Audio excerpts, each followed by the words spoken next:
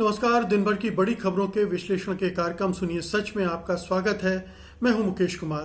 तो दोस्तों, शुरू करते हैं आज का सुनिए सच। आज की खास खबरों पर नजर डालते हुए, सरदार पटेल स्टेडियम को मोदी के नाम पर करने पर उठे कई सवाल।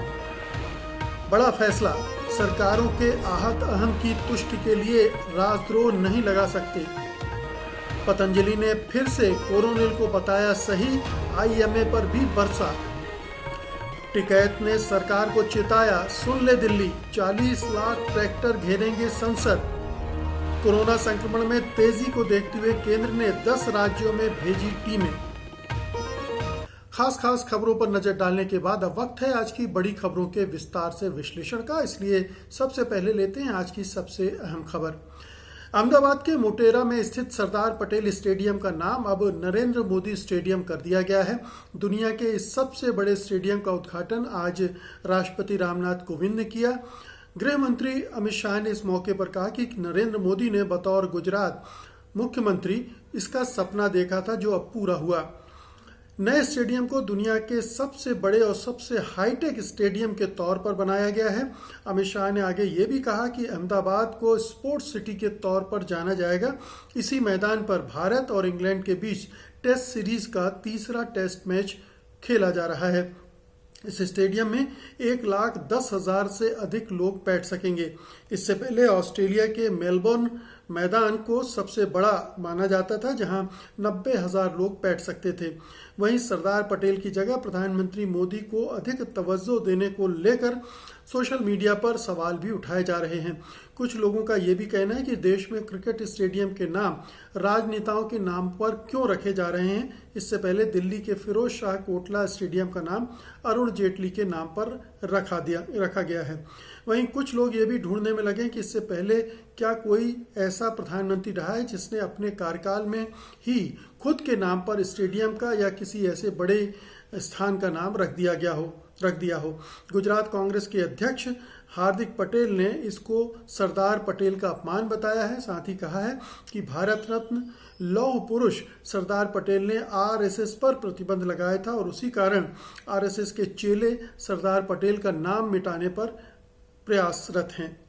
बाहर से मित्रता पर भीतर से बैर, यह व्यवहार भाजपा का सरदार पटेल से है। ये बात याद रखिएगा कि सरदार पटेल का अपमान नहीं सहेगा हिंदुस्तान। तो ये बड़ा हैरतनाक फैसला है सरकार का। आमतौर पर कोई भी व्यक्ति, कोई भी नेता जब पद पर रहता है तो अपने नाम से किसी स्थान का नाम नहीं रखता है, चाहे वो स्टेडियम हो, एयरपोर्ट हो या किसी शहर का नाम हो या किसी मोहल्ले का भी नाम हो, तो ऐसा अवॉइड किया जाता है। ये एक मर्यादा है, अघोषित एक नैतिकता है कि आप पद का दुरुपयोग नहीं करेंगे और अपने नाम को प्रचारित, स्थापित, प्रतिष्ठित करने की कोशिश पद में रहते हुए नहीं करेंगे। पद से हटने के बाद आपकी पार्टी, आपके अगर सरकार बनती तो सरकार आपको फिर आपके नाम से बहुत कुछ कर सकती है, जैसे अटल बिहारी वाजपेयी के नाम पर भी किया गया है।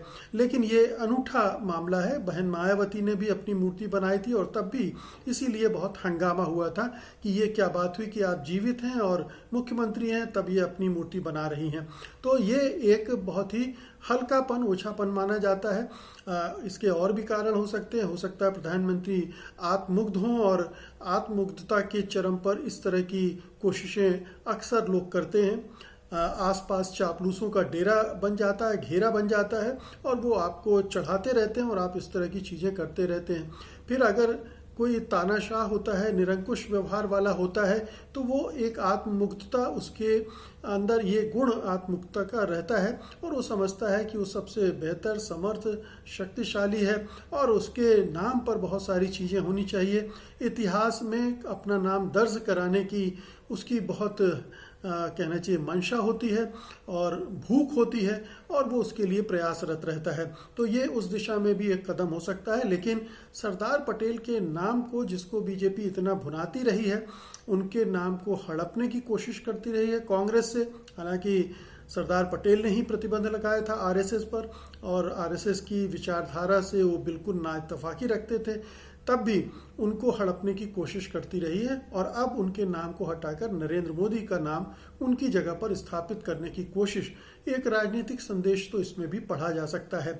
बहरहाल आने वाले समय में पता चलेगा कि जो अगली सरकारें आएंगी वो इस तरह के फैसलों को कहाँ तक मानती हैं, और कहीं ऐसा तो नहीं है कि जैसे ही सरकार हटेगी मोदी का नाम भी इस स्टेडियम से हट जाएगा। अगली खबर का रुख करेंगे, लेकिन उसके पहले आपसे दो छोटी छोटी गुजारिशें करनी है। पहली तो ये कि सत्यहिंदी.com का अगर ऐप अभी तक आपने डाउनलोड नहीं किया तो कृपया उसे डाउनलोड कर लीजिए। गूगल प्ले स्टोर पर भी है और इस वीडियो के साथ दिए गए डिस्क्रिप्शन में भी उसका लिंक मौजूद है। दूसरी गुजारिश यह है कि सत्यहिंदी.com के साथ आइए, उसको आर्थिक सहयोग दीजिए, ताकि आप जो अपेक्षा किसी भी मीडिया संस्थान से करते हैं, सच्ची पक्की खबरें देने की, अच्छी रिपोर्ट देने की, अनबायस्ड, और कहना चाहिए कि जो समाज की बेहतरी के लिए काम करता हो, तो ऐसे में ज़रूरी हो जाता है कि सत्यहिंदी.com के साधन संसाधन बढ़ें और उसमें आपके सहयोग से ही ये संभव है। इसलिए कृपया हमारी सदस्य बनिए। सदस्यता योजना का ब्यौरा आप देख सकते हैं, इस वीडियो के साथ दिए गए डिस्क्रिप्शन में उसका भी लिंक मौजूद है। अगली खबर लेते हैं। दिल्ली की एक अदालत ने दिशा रवि को जमानत देते हुए मोदी सरकार, बीजेपी, उसके सहयोगी संगठनों और मीडिया को सीधे कटघरे में खड़ा कर दिया है। अदालत ने अपने फैसले में साफ लिखा है, किसी भी लोकतांत्रिक देश में नागरिक सरकार की अंतरात्मा की आवाज के रक्षक होते हैं। उन्हें जेल में सिर्फ इस आधार पर नहीं डाला जा सकता है कि वे सरकार की नीतियों से इत्तेफाक नहीं रखते हैं। राजद्रोह सरकारों के घायल अहम की तुष्टि के लिए नहीं लगाया जा सकता है, यानी सरकार का अगर अहम घायल हो गया है आंदोलन से तो वो नहीं लगा सकता है। एक जागृत और मजबूती से अपनी बातों को रखने वाला नागरिक समाज एक स्वस्थ लोकतंत्र की पहचान है। जज ने निहारेंदु दत्त मजूमदार बनाम एम्परर AIR मामले के फैसले के हवाले से कहा कि विचारों की भिन्नता, अलग अलग राय, असहमति, यहाँ तक कि अनुपात से अधिक असहमति भी सरकार की नीतियों में वैचारिकता बढ़ाती है।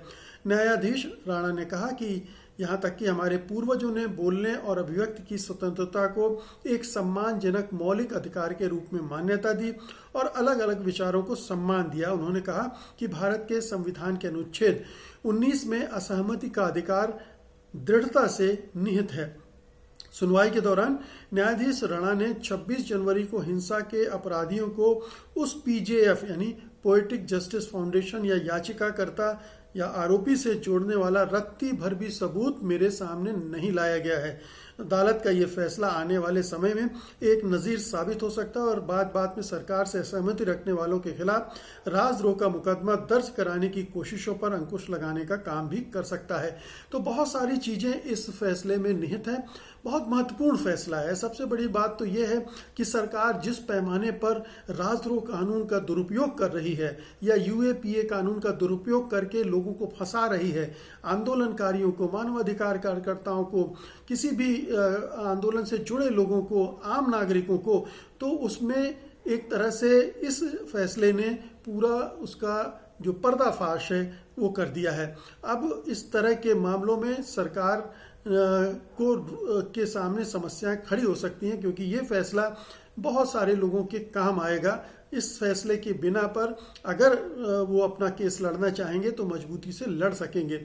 और इस केस में जो जज हैं उन्होंने बहुत ही समझदारी के साथ लोकतंत्र को भी और लोकतंत्र में नागरिक समाज की भूमिका को भी स्पष्ट किया है और कानून का भी उन्होंने स्पष्ट उल्लेख किया है। तो ये एक बहुत उल्लेखनीय फैसला है। अलबत्ता ये ज़रूर है, कुछ लोग ये भी कह रहे हैं कि सफूरा जरगर के मामले में भी यही जज थे। अगर उन्होंने उस मामले को भी इस नज़रिए से देखा होता तो शायद सफूरा को भी जल्दी जमानत मिल जाती, उन्हें भी बेहतर न्याय की उम्मीद दिखती। लेकिन जो भी है, इस फैसले को बहुत महत्वपूर्ण माना जाना चाहिए और आने वाले समय में इसे मिसाल के तौर पर, नज़ीर के तौर पर इस्तेमाल किया जाना चाहिए। अगली खबर लेते हैं। कोरोनिल पर भ्रामक दावों को लेकर घिरे रामदेव और पतंजलि की ओर से अब से पतंजलि आयुर्वेद के मैनेजिंग डायरेक्टर आचार्य बालकृष्ण सामने आए हैं। बालकृष्ण ने एक ट्वीट पर प्रेस रिलीज जारी की है और साथ ही उन्होंने एक बार फिर से दावा किया है कि कोरोनिल को WHO GMP के अनुसार COPP लाइसेंस मिला हुआ है। इसके साथ ही उन्होंने कहा कि कोरोना महामारी में आयुर्वेद वैश्विक पटल पर पहुंचा और इसीलिए आयुर्वेद के विरोधियों में इसको लेकर खलबली मची हुई है। प्रेस रिलीज में कहा गया कि Patanjali research foundation trust Coronil पर जारी इंडियन मेडिकल एसोसिएशन की प्रेस रिलीज से हैरान है। उसने कहा कि इतने अच्छे खासे डॉक्टर भी साइंटिफिक रिसर्च के कंसेप्ट को नहीं समझ पा रहे हैं, ये बहुत निराशाजनक है।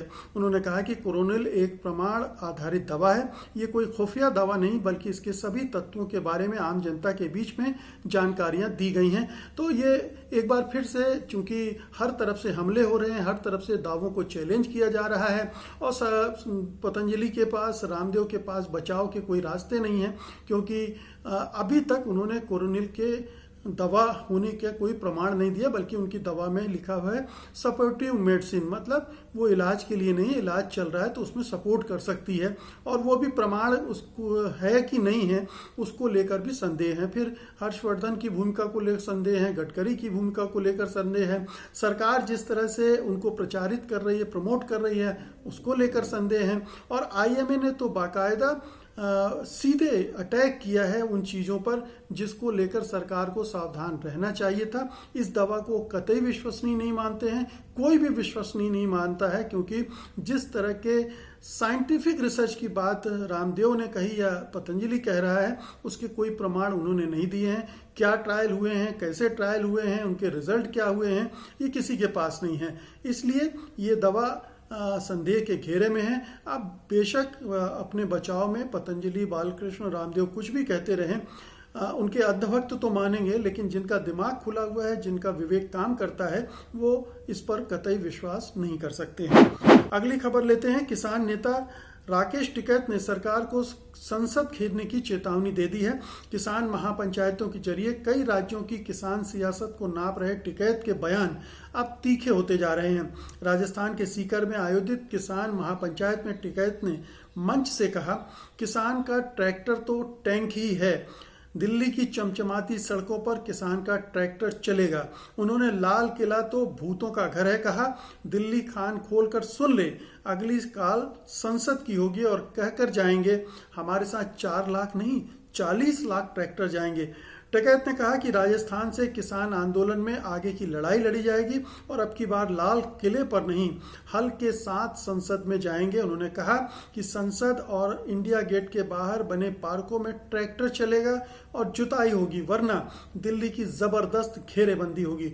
टिकैत ने किसानों से कहा कि वे दिल्ली मार्च के लिए तैयार रहें और किसी भी समय इसके लिए बुलावा आ सकता है। राकेश टिकैत मोदी सरकार से सीधी लड़ाई के मूड में दिखते हैं और उनका ये कहना कि किसान लाखों ट्रैक्टरों के साथ संसद में जाएंगे, इसका मतलब साफ है कि आने वाले दिनों में किसान आंदोलन का विस्तार होगा और ये 5 राज्यों में विधानसभा चुनाव और उत्तर प्रदेश में पंचायत चुनाव लड़ने की तैयारी कर रही बीजेपी की मुश्किलें बढ़ाएगी।